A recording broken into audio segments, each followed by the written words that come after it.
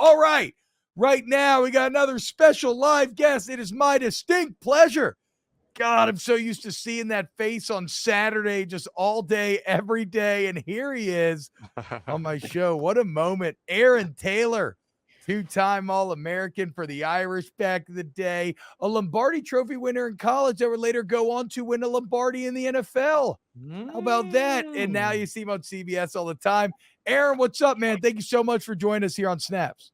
Man, I'm ready to party, T-Bob. You know what I'm saying? Damn. You know what I'm saying? Let's do this. Look, keeping that thing on him. Also, I remember that was in New Orleans that year, wasn't it? That was Super Bowl 31. Were you even born then? I was. I remember because I grew up in Atlanta when my old man went to the Falcons, but then we left and he was going to the game with some people. And so, we flew back to Louisiana. I remember watching it on TV. I was a big front runner as a kid. So I was a huge Packers fan. And then I was like a huge Broncos fan a year later. And then I really like New England.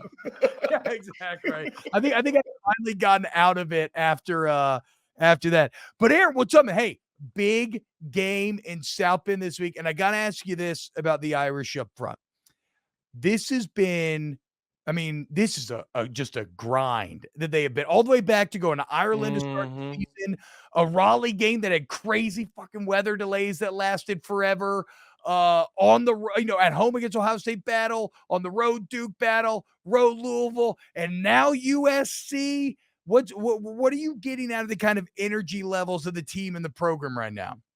I'm getting that they better buckle their junk because this is the third undefeated ranked team that they're playing in a row. And it's hard, boys. You know how hard it is to peak once and get it done, but to try to do that again and to do that again, you sprinkle in a loss there after the emotional highs and lows. And this would be one of Marcus Freeman's toughest coaching jobs because of that. Now, with that said, I think they bounced back, licked their wounds. They ran into a buzzsaw. Jeff Brom, hats off to what it is he's doing. But I think Notre Dame matches up well with USC. I think they'll see that on tape, and that'll help to kind of give them some confidence to turn the page. The playoff dreams are over. It's over. Yeah. It's maybe next year with 2 losses, but not this year. But you resurrect the hell out of your season if you can beat a top 10 ranked undefeated USC team to kind of kick you down the road and have a better bowl position and feel good about where you're developing as a program. So it's interesting. I had the Liberty game last night, Aaron, and that was something talking to the coaching staff. Like, man, being a part of a conference, there's something to fight for. No matter how the season's going, there's always a thought in my mind that we can make it to a conference championship possibly. And there isn't that for Notre Dame. And now you are out of the playoffs because this team was kind of saying at the end of the season, hey, we got Sam Hartman. That was the missing piece. We're going to be a contender. And now they're not.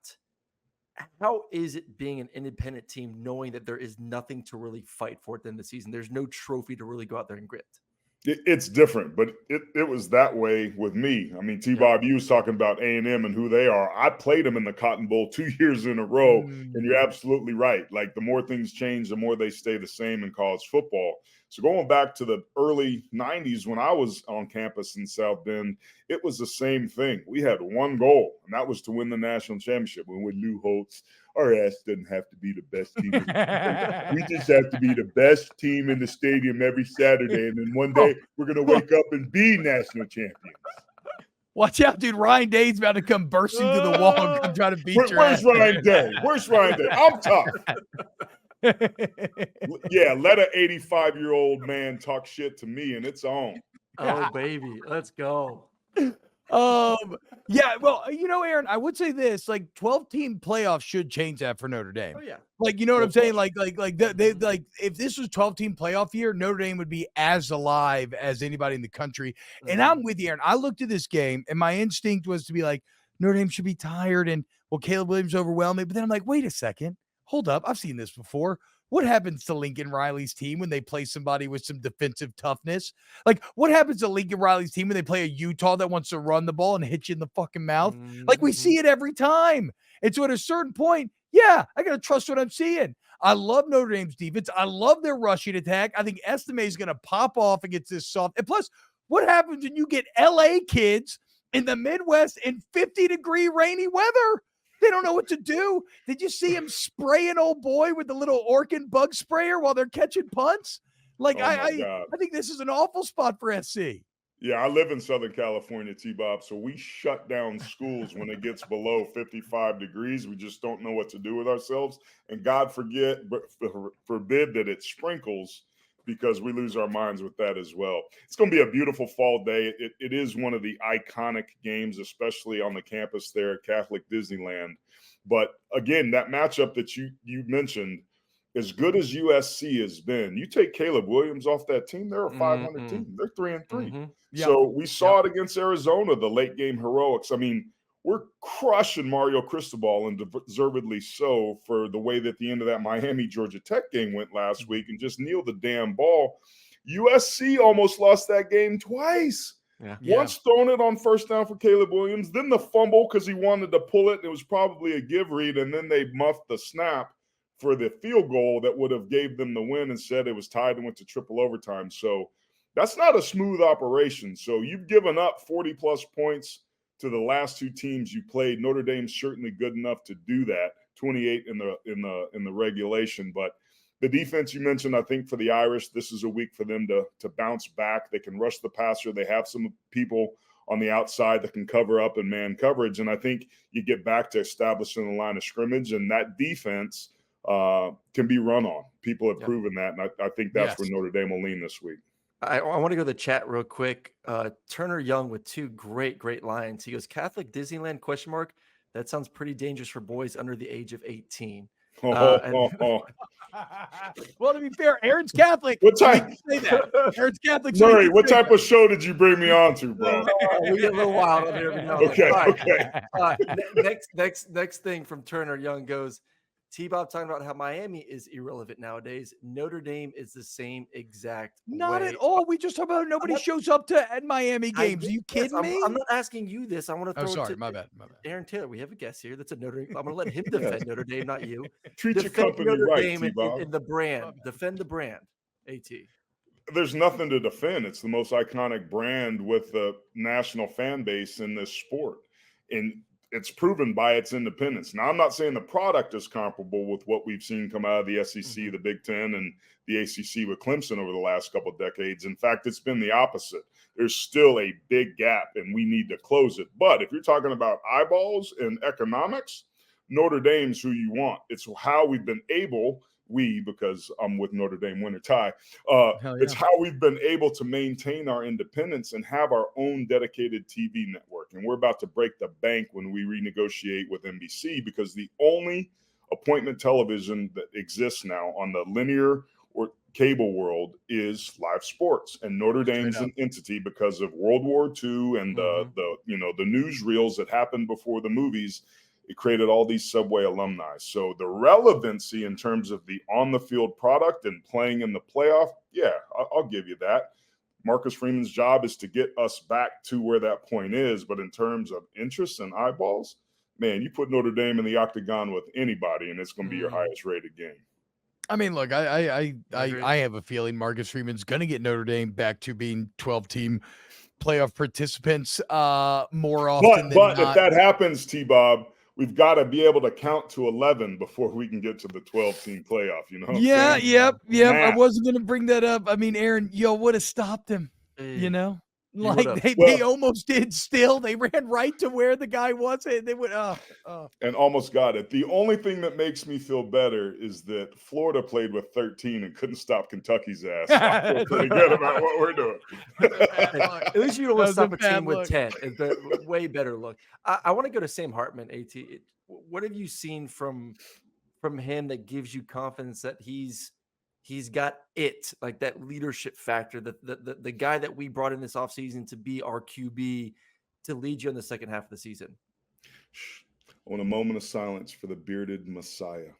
Anytime we whisper his name, the bearded Messiah has cometh, the best that a quarterback can buy. When it says right there in Hartman 4th and 16 that when thou need a playeth, Sam Hartman will delivereth. And that's what he did, man. He's the best quarterback we've had on campus since at least Brady Quinn. And as good looking as Brady is, his ass ain't as good looking as Sam Hartman. Sam got that beard and that hair. And I'm a happily married man of 15 years. But Sam Hartman, he got it going on. But more than that, he's a guy that showed up on campus and was humble, but he took a leadership role right away because of the way that he conducted himself. He's a pro's pro. He's first guy in, last guy out, thinking about everybody, looks them in their eye, holds doors open for people. And oh, by the way, threw 70-plus touchdowns over the last couple of years, and it took him to week 7 to throw his first interception. Unfortunately, threw 3 against a pretty good Louisville team. But nonetheless, he's the difference maker. And like we're seeing in college football with the elevation of the quarterback position specifically, it can hide a lot of warts. And we just haven't had that gunslinger back there that can deliver it.